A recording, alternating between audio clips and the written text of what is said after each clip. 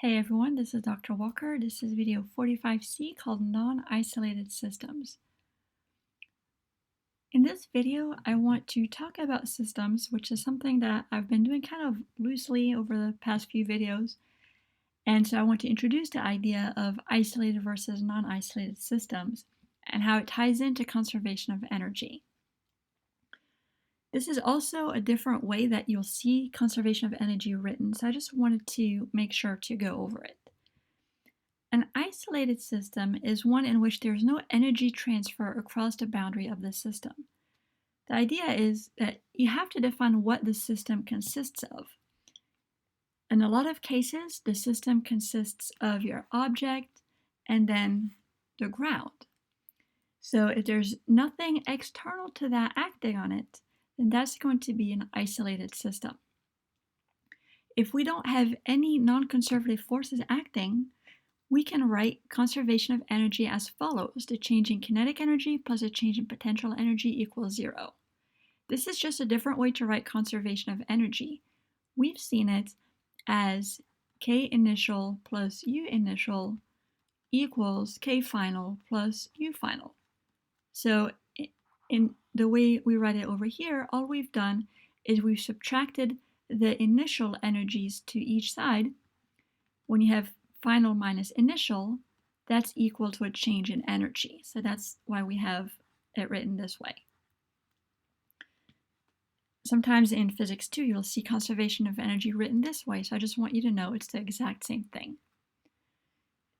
Now, if you have non-conservative forces, it could still be an isolated system depending on how you define the system.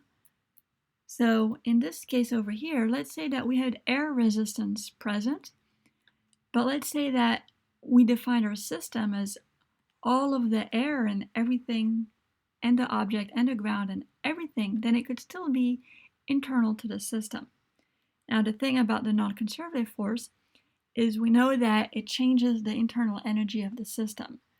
When we're talking about friction, we would write conservation of energy as Ki plus Ui plus the work done by the non-conservative force, which was friction, equals Kf plus Uf. And we said that this term right here was negative Fk, friction times the distance. So now if we do the same thing and move all of the initial energies to the right-hand side to get our deltas, then we also have to move this work non-conservative to the other side. So that means that this delta E internal is actually equal to positive FKD, right? Because we've moved everything to the right-hand side in order to get 0 on this side.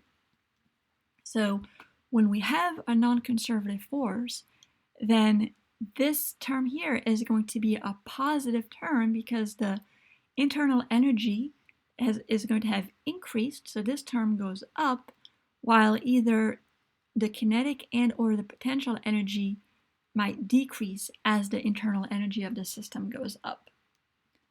So in both of these cases, this is an isolated system, so the change in energies is equal to 0.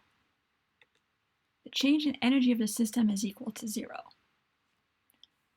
Now for non-isolated system, we do have energy transfer across the boundary of the system. So it's all about how you define your system. In this case, if we're defining the system as the ground and the earth and the friction that is included in that system, then the friction can be part of the system, but it's going to cause an increase in the internal energy. But then a force such as an applied force is going to be external to the system. There's some external work here doing work on this object.